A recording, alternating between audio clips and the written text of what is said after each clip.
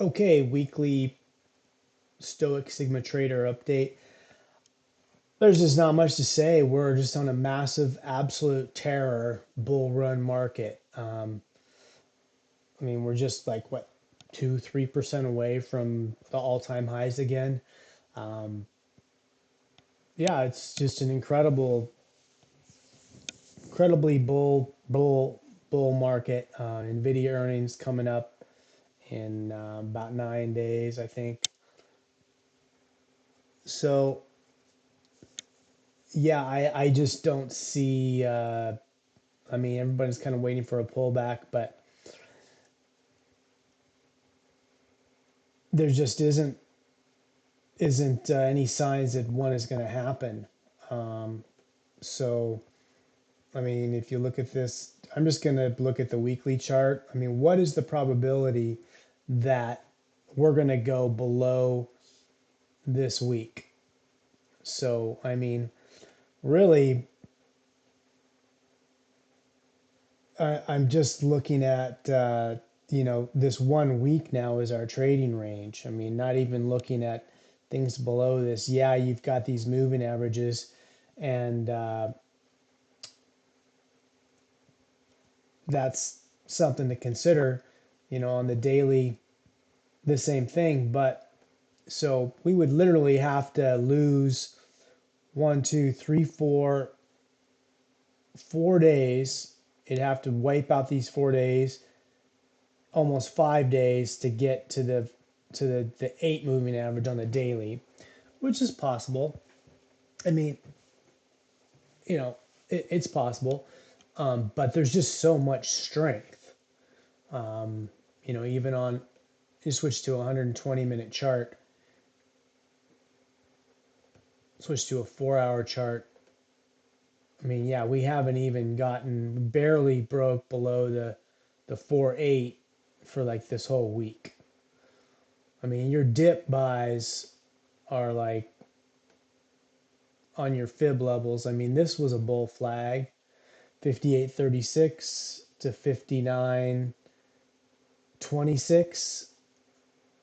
So about a 90-point move, and we moved 110 points. So 58.35, so yeah, 90 points, and we moved 110 points. So we overshot it.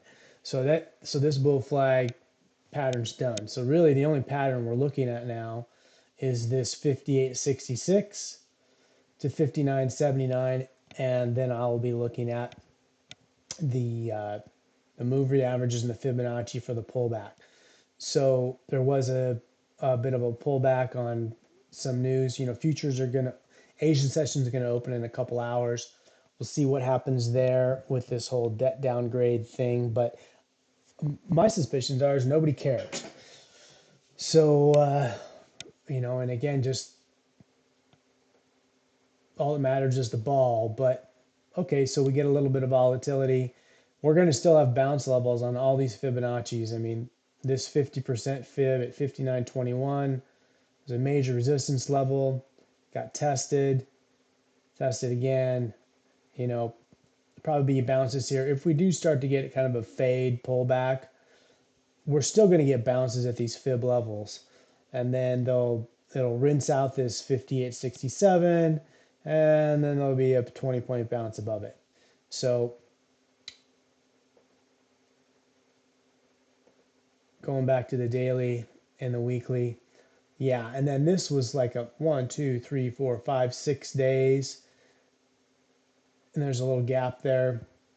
Yeah, I would really, really, really, really, really, really be surprised if this market doesn't even get back to the daily 20 right now, or if it does not go below it. I would say that is the absolute massive buying pullback, because we have,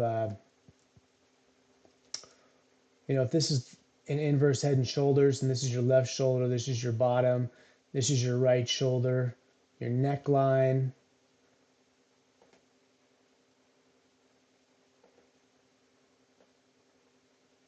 your neckline at kind of like an angle there. This might come back and retest that neckline, but then it's going to go, it'll take out all these all-time highs. We'll go higher. Um, yeah. So everyone will be looking at this little gap fill here and the buy zone of the 8 and the 20 on the daily as a massive buying opportunity if we get a little bit of a pullback on some news. But I'd be really I'd be really surprised as strong as we are right now. I mean, your pullbacks need to be on the 120. So for the next couple days, we already had a pullback to the 128. There was a bounce of 10 points right away. Again, I focus on buy the dip, failed breakdowns, buy the dip, failed breakdowns, as your shorts squeeze and close. So, and that's all it's been for the last month. And it's pretty much what happens 70% of the year. So it's really in our favors to just if you just get good at that one trade, it's enough. And then you just, walk away when things are ugly and take a couple days off, take a week off. And then when the tsunami goes away and we get back to, you know, smooth sailing conditions, it's just a trickle up and buy the dip works 70, 80, 90% of the time.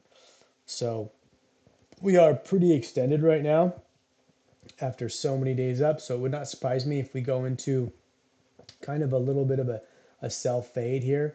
But again, I'll be looking at all these levels. Um, the 59, 40 already bounced.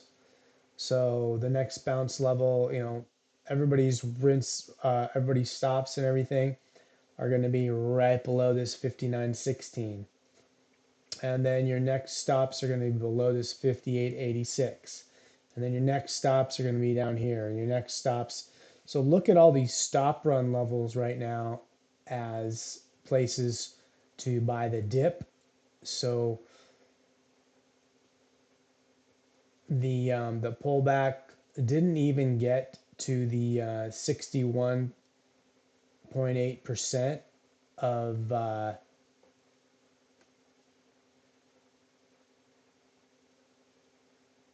of the last 3 days. This would be 15, 16, 17, 18.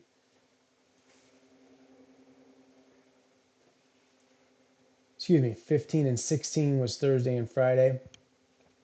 So that little pullback didn't even get back to the 61.8% for 2 days. That's how strong it is. We'll see what it opens, but definitely, you're going to get a bounce here at the 59.22. There'll be a bounce at all these respective fib levels. There's the 59.05. So all those are going to be bounce levels, and we'll just watch it from there. But subsequently, I see the bounce and then back to the 20 moving average trade, and we usually see that again on the smaller time frames. So you just, I mean, Friday was an absolute beast. Just, 3-point stops on all these 15-minute candles for nice 7 to 10-point moves. Just incredible. And this is obviously some news, but again,